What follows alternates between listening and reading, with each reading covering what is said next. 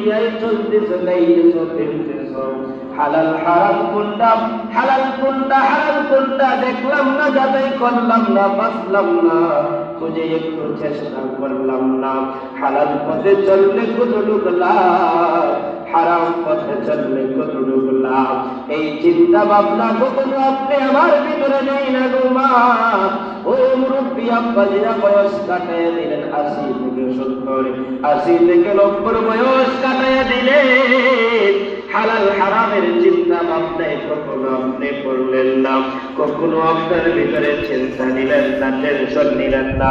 আমার আল্লাহ পাক রব্বুল আলামিন পবিত্র কালামুল্লাহ শরীফের মধ্যে রাখবে বলে, ওয়ালা তাকুলু আমওয়ালাকুম বাইনাকুম বিল বাতিল ওয়া তুদলু বিহা ইলাল হুক্কাম লিতাকুলু ফারিকাম মিন আমওয়ালিন নাসি বিল ইসমি ওয়া আনতুম তা'লামুন। সকলে জবান করে বলেন আল্লাহু আকবার। আল্লাহ পাক রব্বুল আলামিন বলেন, ওয়ালা তাকুলু আমওয়ালাকুম, তোমরা একে অপরের ভোগ, একে অপরের সম্পদ অন্যায়ভাবে খাও না। কি খাও না? একে অপরের সম্পদ, একে অপরের বস্তু তোমরা অন্যায়ভাবে খাও না।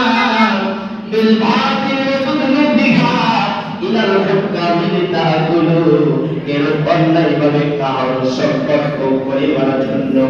তোমরা জানো এক ব্যক্তি অপর ব্যক্তির সম্পদ হারাম ভাবে অন্যায়ভাবে ভোগ করে গায়ে ফেলাই দিয়েছে। আমার আল্লাহ পাক রব্বুল আলামিন বলেন, মিনতাকুলু আমওয়াল মিনতাকুলু ফারিকাম মিন আমওয়ালিন নাস। তুমি জানো একজন মানুষ অপর মানুষের সম্পদ, একজন মানুষ অপর মানুষের সম্পত্তি আপনার মেরে খায়া ফেলাই দিল।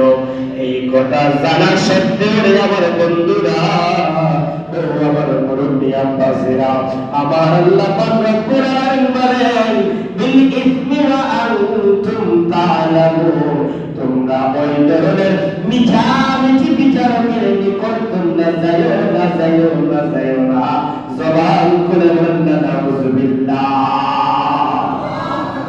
আল্লাহ বলতেছেন, তুমি জানো একজন মানুষ অন্যায়ভাবে আরেকজনের সম্পদ দখল করে ফেলাই দিয়েছে এবং সে হারাম খায়, সে হারামের দিকে কখনো ধাবিত না।